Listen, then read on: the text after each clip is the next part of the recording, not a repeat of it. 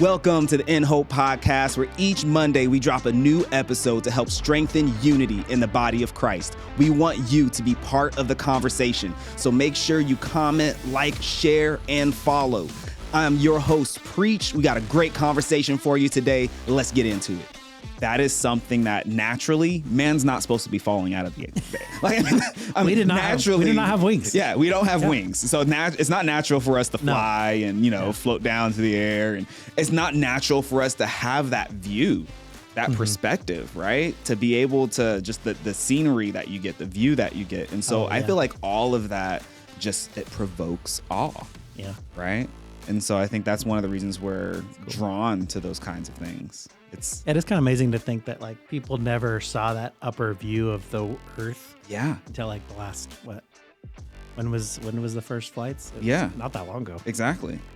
Yeah. And to get any view like that, it would have had to have been from like this high mountain. Right? But even that's different. That's so different. Like once you've been in a plane, you're like, wow, this is a different view than ever anything else. Yeah. Yeah. I've ever experienced. Yeah. Exactly. Same thing with hot air balloons. When we started, and I guess those came first. Dude, I could not do that. Have you ever been in one of those? I've never done it. I would do it. I used to be afraid of heights when I was a kid, but I don't know. At some point, I got over it. Okay. I'm actually a little bit of an adrenaline. Person? Yeah, I'm into like extreme skiing, and I don't look it anymore. But I like doing somewhat extreme things. Okay. No, yeah. See, I don't know that I would bungee jump because it's like, I don't know. There's like that fear of it breaking or something. Oh, yeah. Yeah. But I did jump out of a perfectly good airplane. Anytime I think of bungee jumping, I think of Fresh Prince. And is there an episode where he does it? There's a episode on the Fresh Prince where Hillary's fiance dies bungee jump. Spoiler alert, he dies bungee jumping. Yeah, if you haven't seen it by now. Sorry. That's a really old show. Yeah, exactly. But yeah, Hillary's fiance is proposing to her. He's proposing to her bungee jumping and he dies. Oh my gosh. Yeah. That's enough. I bet that scared a lot of people. Yeah. Out of bungee jumping. So yeah, that's what comes to my mind anytime I think of bungee jumping. So yeah, I won't be doing that one either. No. But yeah, even skydiving, I don't know if I could do that. Yeah, it's pretty cool. But yeah, I won't get in a hot air balloon. I would do it again. I'm not. Yeah. When did you do it? It was a long time ago. It was right after we got married. So it was probably 20 years ago. Okay. Yeah.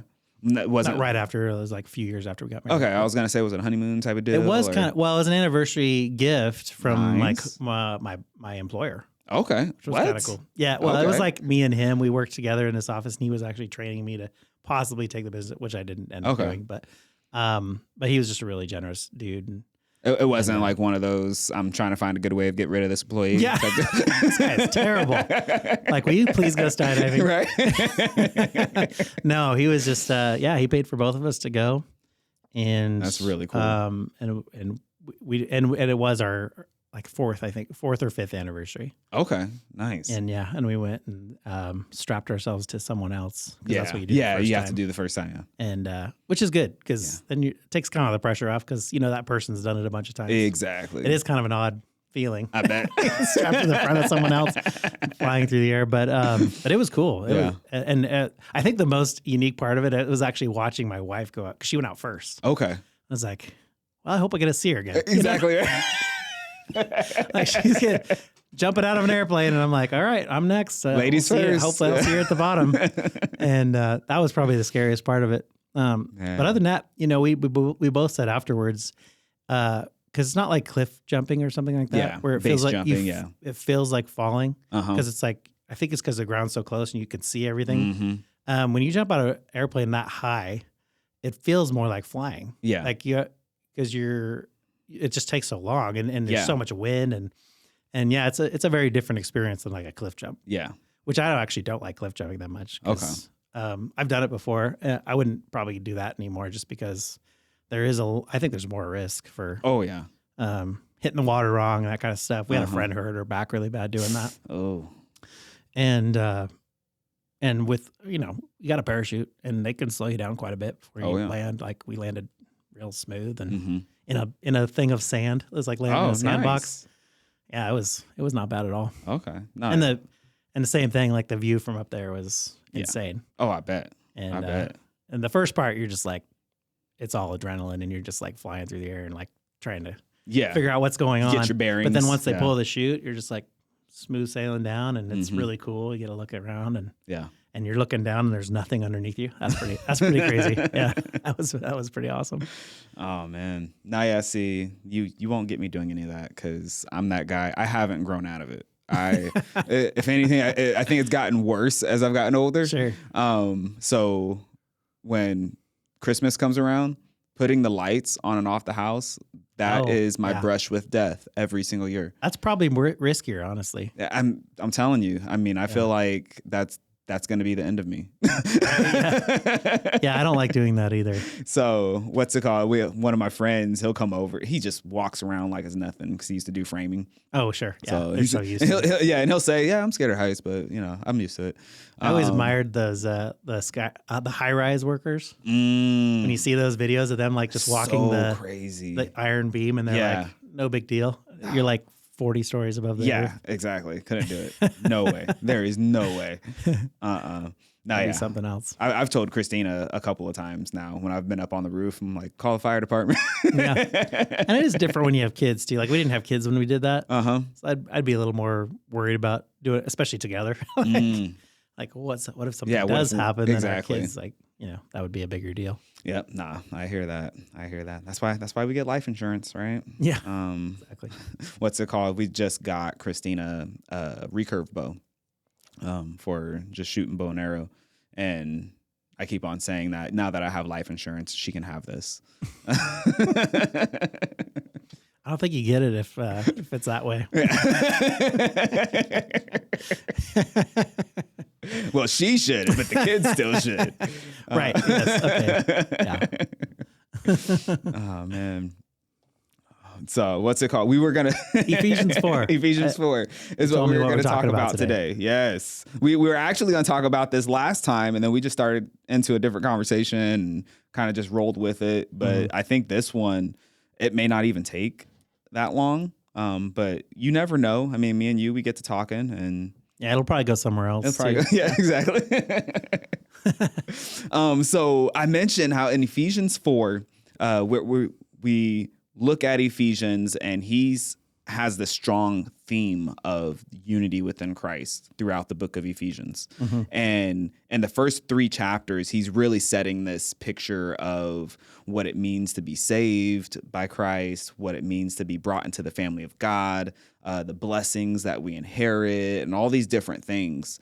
And what we've been saved from. He gives us a good picture of, look, you were dead in sin, now you're alive in Christ. You were a child of disobedience and a follower of Satan. Now you're a child of God and a follower of Christ. And you were subject to your flesh, to the passions of your mind and your body, and now you're subject to the will of God. So he's kind of breaking this picture down for us of what it means to have been brought into the kingdom of God. And then in Ephesians 4, he says, therefore, I, a prisoner of the Lord, urge you to walk in a manner worthy of your calling. And so there's this whole concept of walking worthy of this calling to which we have been called, is what he says. Yeah. And in that, I mean, his very first admonishment is to, with all patience and bearing with one another in love, seek unity. Yeah. Right. And so there's this strong unity theme, as we said, all throughout. But this concept of walking worthy, I'm one of those, and I feel like most people fall on one or two sides of the spectrum here. You have one side of the spectrum that can say, well, God knows my heart. And then it kind of gives us, and that's a true statement. So don't think I'm like, God knows our hearts. Absolutely. But I think sometimes that can be taken as, well, God knows our heart. And we don't put forth as much effort. Yeah. Because we're looking with the fact that we have good intention, or we have, and that type of thing. And so we're not striving. Which one of the things that he says is to be eager, right? And that's a striving, making every effort type of deal. So he says to be eager. So we can either fall on this side of God knows my heart, I'm not striving, or we go all the way to this other spectrum of where and I feel like sometimes this is where my vocabulary can push. That's not usually where my mindset is, but my vocabulary can push. And maybe it's just because I feel challenged to move a little more in this direction, maybe. Which is that idea of like, we need to work, we need to do these things, we need to do. And so you kind of have this, and I mean, obviously we see this battle within Scripture, right? Works is by faith alone, and then show me salvation your faith is by faith, right? Yeah. But salvation by faith alone, and then show me your faith by your works, right? And then so you have that dichotomy, or that that back and forth, and all throughout Scripture, you're going to get time and time again this push of doing the will of God and following command and a lot of do things, and then there's that balance end of it. So that's why I feel like the other side of it, where it is by faith, we can't really earn anything. Yeah. And so we are called to righteousness. But we are called to righteousness, right? And so there's this back and forth, and I feel like a lot of us will end more on one side of the spectrum than the other, right? So when it comes to this and this idea of, hey, walking worthy, a lot of my vocabulary, a lot of times when I talk about it, I know, for example, even at this conference, when we were talking about this, it may have sounded like I'm saying you need to get out there and you need to work. Like you need to do, right? You need to do. You need to do. We call it the do cycle. Because sometimes we can get caught in that, right? Yeah. So you're like, there's an extreme where God is calling us to do. He is calling us to be the light. Yeah. He's calling us to be the salt. And that means like shining. All those things are doing that means, something. Yeah, exactly. But also not to get so wrapped up in the doo-doo cycle, as we sometimes call it.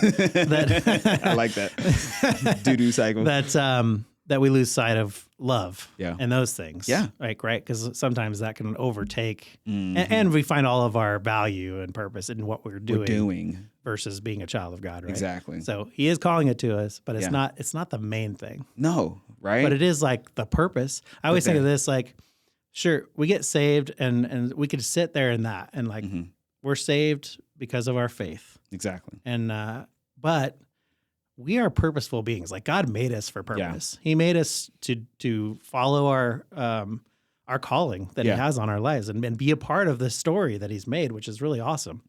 And so that is where purpose comes in, and we desire that. Yeah. And if we're not doing anything, we're missing out on half of what he gave to us. Exactly. Yeah, so absolutely. I believe that he does call it in it, but it can become a cycle, and that's where you see burnout and stuff too. Absolutely, people get so stuck in the do cycle that they're not getting the rest, right? Or because he just calls us to rest too. Exactly. Like that's what the Sabbath is about. Yeah, so it's not do all the time, right? It's I'm going to give you things to give you purpose and something to do. Yeah. But also rest in me and I'm still the primary. Exactly. Spend time with me, relationship with me. Yeah. Those kind of things. Yeah. And I feel like that's looking at that Sabbath, just even that cycle, I feel like is a good way of looking at this, and that there's both the doing and the being, right? Your doing comes from your being. Right. So being is the higher priority. Yes. Being the child of God, right? Who you are, that character development is the higher priority. The doing comes from that. It's the overflow. It's the overflow of it. But if you're not seeing any overflow, then there's an issue, right? With the being. Right. And then so this comes first. Right. Yeah. And so I think even within the Sabbath, it's kind of built in because you have 6 days of work. Right? 6 days of do. But even in the midst of those days, you should be working from your being. Moments. Right? Yeah. You should be working even in those 6 days from your being. And so while you're work, and you're putting in hard work those 6 days, the being, you should be doing that from who you are and from your place of being. And just in case we're overdoing that, right? And we're losing sight, we have this whole day where it says, no, you're not allowed to do anything. Just be. Just be. With me. Right? Just be. Not just exactly. But just be with me. Exactly. Is what God is saying, Yeah. And so I think that it calls us to this balance. And if if we're not careful, then we'll just want to be, and then we'll say, okay, I'll work one day. Right. And if we're not careful, we can also go to the other side where we're going 7, 8, 10, 21, 30 days of work, and no be. Right. When we're That's supposed not sustainable. And it's not sustainable. And God knows that. Yeah, exactly. Yeah. That's one of my favorite lines is where Jesus says the Sabbath was made for man, not man for the Sabbath. For man. Right. And the fact that it was made for us means that it's good for us. Right. There's benefit. We cannot really, like you said, it's not sustainable. We can't keep going on without that. Right. And so there's a really good tool we had in our discipleship track that we had at our church, and it was the rest. It was a rest teaching on like why we should rest. And one of the things we always said was work from rest, not rest from work. So you can go the way where like I'm going to burn myself out on work, and then I'm exhausted, and then I'll rest. And just like what we just said a minute ago is no, I need to like get all the rest and filling of God and like let His Spirit be the energy that I pull from, and then do the work and then do it again. Yeah. Not burn yourself out. That's cool. Because it's not sustainable. No. And it's not God's model, I don't think. No, absolutely not. Absolutely not. So when we're looking at this idea of walking worthy, I think it's good to emphasize walking worthy does not mean you're doing so much that now you're worthy of this call that you've been given. Now you're worthy of being part of this kingdom and being called alive in Christ and being made brand new. And it's not that you're working so much or doing so much that now you're worthy. It's not an earning of the worthiness. Walking worthy is more, I feel like, on the other end of we're walking and we're doing these things because this new life in Christ that we've been given, that we live in, is worthy of it. Right. Yeah. This being a child of God and our Father is worthy of it. And the will of God that we're now subject to instead of the flesh and the passions of our hearts and our minds and our bodies. This will of God is worthy of me walking this way. And so I think that's really important, just in the sense of we walk worthy, not to make ourselves worthy. We walk worthy, but because the call to which we've been called is worthy of us walking that way. The Father is worthy of us walking that way. Unity within the body is worthy of us walking that way, is the way that I think of it. Does that make sense? I hope that makes sense. It makes sense. Yeah. And I mean, He's calling us to be more like Him. Yeah. And that takes effort. And absolutely. And if we want it to be the things that He's calling us into, which is the light and the salt and all those things, we have to start working towards that righteousness that He calls us to. Yeah. And He's going to meet us along the way. And again, like we don't have to be perfect. Yeah. But we do want to strive for Christ-likeness, because it's all the things that God calls us to are good. And there's blessing within it. Absolutely. And so He knows that, and He's not calling it to us just to make us little perfect carbon copies or whatever, but He's calling us to us because He knows that that's actually what's best for us. Yeah. And like, if you look at the 10 Commandments and the things we're not supposed to do, it's like those things are all bad for you. Yeah. Like they just are. Like lying is bad for you. Coveting is bad for you. All these things are bad for you. It's not rules for sake of rules. It's rules for sake of you. Yeah. To help you become a better person. Yeah. Like you'll like yourself more. Yeah. If you follow and work towards righteousness. Yeah. Man, that reminds me of my daughter asked one of the most brilliant questions.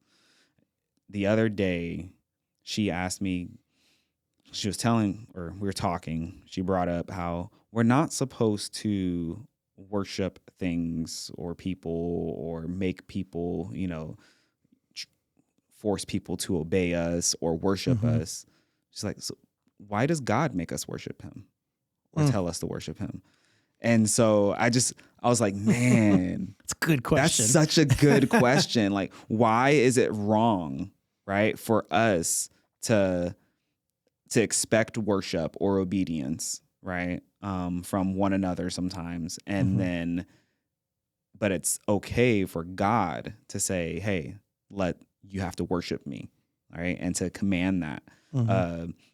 And so we just kind of walked through it and talked about, well, would it be good for where we use, her sister, or I said for mom or dad or your sister as an example, would it be good for us, you, or anyone else if we forced you to worship us, or if we were telling you to worship us? Like, you worshiping us, will that help me, or will that help you in any way, right? And you can find some, there's some short benefits of those type of things. Like, it'll feel good, right? It's good for me because then now you're going to be doing my laundry for me and stuff like that, right?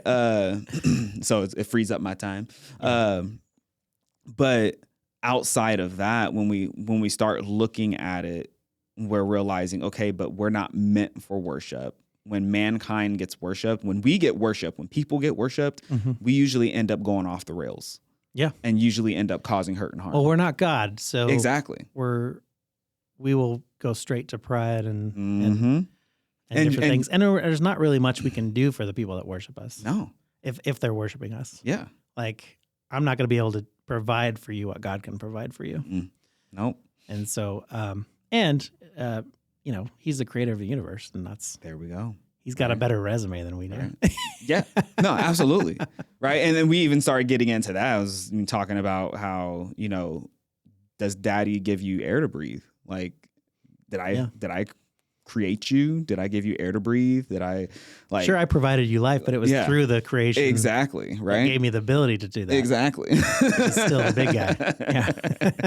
So it's kind of, we start going down and we're just kind of talking about, well, no, yeah. So we working our way through that conversation, we're just realizing, I just thought it was so brilliant that she asked that. Because it really does come back to the fact of, well, he's the one that's worthy of it. Yeah. And like you said, because he's the one that's actually worthy of it, it is good for us to live in that posture and to express that posture. And it is good for him. It would be wrong for him, so to speak, right? It would be wrong if he withheld us from that type of relationship to him. Like, that would be harmful for us. Yeah. I mean, it wouldn't be harmful for him. He'll be fine. So I guess you couldn't say it'd be wrong for him. Right. But it would be like, he'll be fine. He's good. But but us, like, it would be harmful for us to be withheld from that relationship with him. And so, I mean, he's doing us a favor by saying, hey, you can worship me. And you could be in a relationship with me. Yeah. Yeah. Right. And so what you said just reminded me of that. And I feel like that kind of, again, it just works right back into this idea of walking worthy is about him being worthy, about the call being worthy, about what he's calling us to. It's worthy of the effort and the manner in which Paul is really encouraging us to walk, being eager to maintain unity, bearing with one another in love. And then you see him, especially in Ephesians 5, he starts getting into, husbands, love your wives like Christ loved the church. And later in Ephesians 6, you have him talking about the armor of God, right? And so you have all these little things that often we'll look to and we'll point out and we'll talk about within just even the book of Ephesians alone. And all of this really does tie back into this idea of, like, this is the manner in which you're meant to walk. This is part of being eager to maintain the unity, which is just expressed more and more through those things. It's beautiful. Along those lines, you're talking about unity through that. And one thing that came up for me as I was reading through it before we came is how that could be misused. Yeah, absolutely. So I just wanted to bring up this part of so unity oftentimes can be used in the sake of, well, you just need to comply. Compliance, uniformity. Yeah. Don't make any noise about anything. And I just wanted to clarify that that's not what Paul is calling. In fact, if you look at Paul's letters, he's constantly correcting. Constantly. Yes. But he's also promoting unity in that. So what does that look like? And there is the model that Jesus gave us. If you have a problem with your brother, and he's very much for unity, but unity comes through discussion. Yeah. Unity comes through dealing with problems in the church. And and confrontation. Yeah. And that took me a really long time to learn because I'm not a confrontational person naturally. And so this has been like a more recent revelation for me, is like, because I was very much like, just let it go. Like that's unity, right? Yeah. Just not getting into conflict is unity, right? And that is just not true. Yep. Because what happens oftentimes with that is that you end up with gossip, right? Because I'm not going to deal with this conflict directly, but I'm going to kind of like start talking about it to other people in the church and that kind of stuff. Yeah. Which that's where the actual disunity comes from, is the inability to go through conflict with people within the church. And so when he calls us to that truth, he says, with love and truth, and you know, seeking it. That's an effort, right? Yeah. We got to put effort into that, going to people when there's a problem. Or if someone teaches wrong. We talked about this in one of the previous podcasts. We're not going to always get it right. And someone coming to you, and then there's a humbleness factor of us being able to be willing to be corrected. And then going through that process with someone, and it says correct in private, not in public. That's good. So, taking that person aside and going, hey, this is something I'm seeing, like, can we talk through this and how that's biblical or not biblical? And working through those conflicts in that way. And I've definitely been in conflicts that were not held that way, and other ones that were. And it's way better to go through conflict with someone, and actually do it in love. Like, come to them, say, hey, this is what I saw. I'd love to work with you on that, and kind of just see how we can maybe adjust that a little bit. Yeah. And they may not receive it. And then there's like an order of things that God tries to, I think, I'm going to look it up really quick if anyone wants that order. It's in Matthew 18 where he talks about, so he talks about, if your brother or sister sins, go and point out their fault just between the two of you. If they listen to you, you have won them over. So that's great. But he is calling us to do that. Like, bring out those faults. But if they will not listen, take one or two others along, so that every matter may be established by the testimony of 2 or 3 witnesses. And if they still refuse to listen, tell it to the church. And if they refuse to listen even to the church, treat them as you would a pagan or a tax collector. So which is kind of he's telling us, like, it's important. Yeah. And if someone's not willing to be corrected at all, and especially when you bring in more people, because you might be wrong in your correction too, right? Yeah, exactly. And that's why he asks us to do it in community together. Yeah. If we can't work it out individually, you kind of work your way up the line. And I've seen this happen in our church, and it's a powerful thing to work through conflict. Absolutely. And so I'm no longer the person that doesn't want to work through conflict, which is great. That was something God really had to change my heart on. That is so good. And so I just wanted to bring that up, as unity is not always just going with the flow. No. And just being like, okay, that's fine. I'm just going to not be a noisemaker.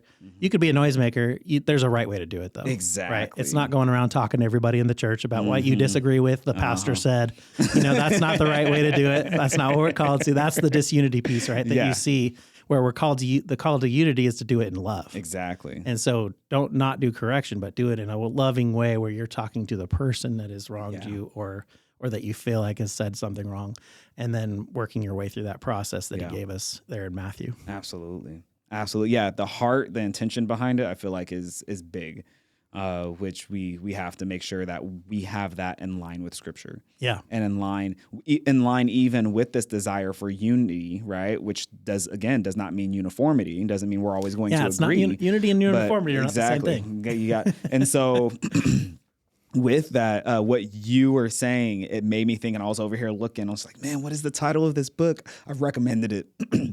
I've recommended it to people multiple times, and I just could not remember because I had the term conflict in my head. And but that's not in the title. But the book is called Crucial Conversations. Oh, I've heard of that. You've heard of it? I haven't read it, but I think my wife has, actually, because she's really big into conflict management as well. Yeah. So this is a really good book. What's it say? It's Crucial Conversations, Tools for Talking When Stakes Are High. And I feel like this is such a good book. If I could, let me see. Oh, there's a few authors, so I'm not about to read all their names. But yeah, Crucial Conversations, such a good book, and it really gets into that. And one of the biggest things that they pull out time and time again is knowing the end goal. like knowing that end goal and that you guys are working towards that end goal together. Yeah. And so, I mean, with that takes honesty and transparency, right? And humility. And humility, right? Because that's a big one. Yeah. For example, I mean, if we're talking about, you know, a disagreement and we're working our way through the steps, right? If your end goal is to get rid of the other person, that's not a shared end goal. No, definitely not. Yeah. If your end goal is, you know, to make sure that they apologize and say you're right, like to prove yourself right, then that's not going to be a shared then you end have goal. a pride issue. Then right? you have a pride issue. Exactly. Yeah. Which is why we need to be able to be honest about where that end goal is. And that's where having that conversation, you know, with one another and then inviting two others in. It's you have to be transparent in this. Yeah. And those people who you're inviting in, you're not just supposed to invite in, you know, any two random people. No. They're supposed to be people who are wise and led by the Spirit themselves, have some discernment that, you know, maybe they'll be able to spot the fact that, hey, maybe you need to, you know, pull back on the pride piece here. Right. Well, and that's what I think like elders are kind of responsible for, right? Exactly. Those church leaders that are around the pastor to help. Yeah. Because sometimes it might be a problem with the pastor. You don't know. Yeah. But the pastor is probably usually the first one if it's between members of the church. Absolutely. But then you take it to the church eldership and other people that are well versed in how to deal with conflict. Exactly. And maybe like a conflict manager. Yeah. There might be people in your church that can do that specifically. Exactly. Yeah. Like that's what my wife's trained in. So Absolutely. like she's a great person to bring into those kind of conversations because she's very good at you need that like third party. Yeah. Hopefully not someone that's too yoked to one of the people. Exactly. Right? So you want it to be what's the word I'm looking for? Someone who's more mutual. Mutual. Yeah. There's another word I was looking for, but like not weighed one side or the other. And so they can look at everything and be like, okay, I can see both of your guys' viewpoints, and here's a way forward. Yeah, you know, exactly. And then it maybe it does continue to grow in how many people are involved, depending on how big of an issue it is. Yeah, but I feel like most cases you can work it out, just the two of you. Yeah, if you most do it. cases. Yeah, if you're doing go it through right. the process of sitting down and going like, this hurt me or this wrong happened. One of the other, there's another Bible verse that says, you know, don't let the sun go down on your anger. Yeah. And you hear about that a lot with spouses. Yeah, exactly. And it's true though. Like a lot of times what happens is people just stew too long on things, and that's what causes the disunity. Exactly. Instead of just going and dealing with it right away. Yeah. And that was me for so many years. Yeah, I hear you. And it's putting it out there, and it may not even mean that, okay, we're going to come to a complete resolution. Yeah. You know, it's just a starting point. Yeah, but you at least get to a healthy starting point. Yeah. You at least, you know, get the thoughts out there. You start the conversation, and you go from enemies to, okay, maybe we're not seeing eye to eye, but we're at least, we know we're aiming towards the same goal, and we're it's a work in progress. Yeah. Right. So with that, what you just brought up, it also made me think there was another book that just came to my mind that you just made me think of. There's a lot of good books. There's a lot of good books out there. Oh, it may. What's it called? So, there's an author named John Bevere. One of his very early books that he wrote, that was one of his first big books. It was called The Bait of Satan. And really, what that is dealing with offense. Yeah, and us feeling offended and being offended. And so this kind of gets into, you know, our willingness to display mercy and grace, especially in the face of conflicts. I think that's really big. Yeah. Because it's huge. Because here's the deal. You're going to go to church and there's this idea like, well, I'm around a bunch of Christians. I'm not going to get offended ever. Yeah. And it's just not reality, right? We're people, you know, like people are going to offend you. Sometimes I've said things because I'm not in a good, healthy state. And I've hurt people, and I had to go back to them and be like, I'm sorry I did that. And I'm supposed to be a good Christian and not do that. But like, I'm still a person that goes through emotional challenges or financial challenges or whatever. Or theological challenges. You can look at I'm struggling with my faith at certain times in my life. And there's this whole wide range of people going to any church and in leadership too. and they're going to do things that aren't always perfect. Mm-hmm. So that's where we're called to like mercy and grace and being able to walk through those things with people. But just know that that's going to happen. And that's where that's where a lot of the church hurt words come from. Absolutely. But how many times could church hurt be avoided if like we would have actually talked it out with the person? Exactly. Because a lot, I think, church hurt happens because the conflict never gets resolved. Yeah. People just leave, go to another church. Never gets addressed at all. Not even just resolved. Doesn't even get brought up. Oh, yeah. Yeah, totally.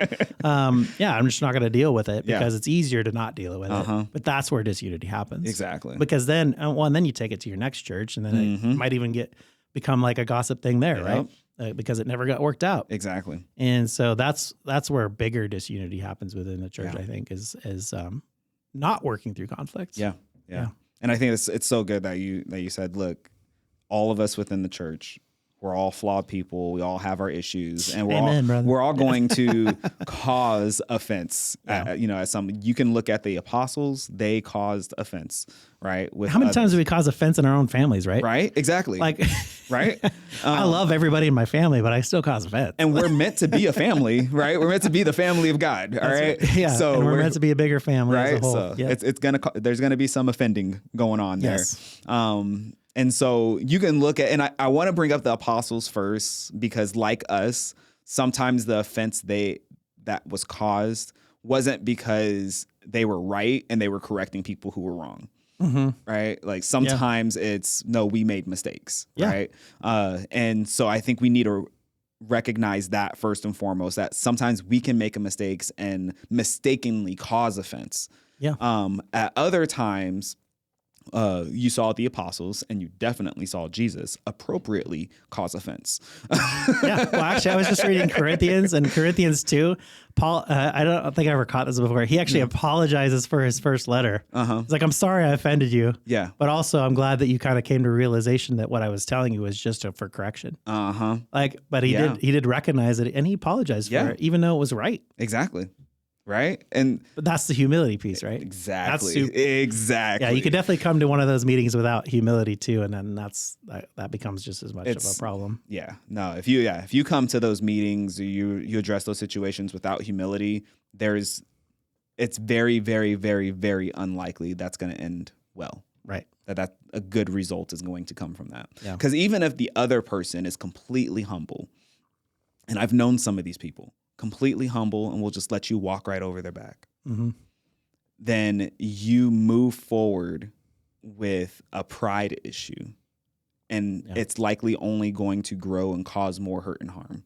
Because where pride is allowed to thrive within a church, it just becomes cancerous. Yeah.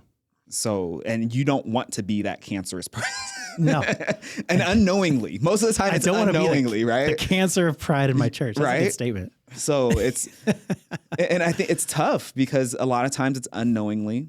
A lot of times we can look at people within Scripture, and we see that sometimes they feel like they are absolutely right, and they feel like they're doing the work of God.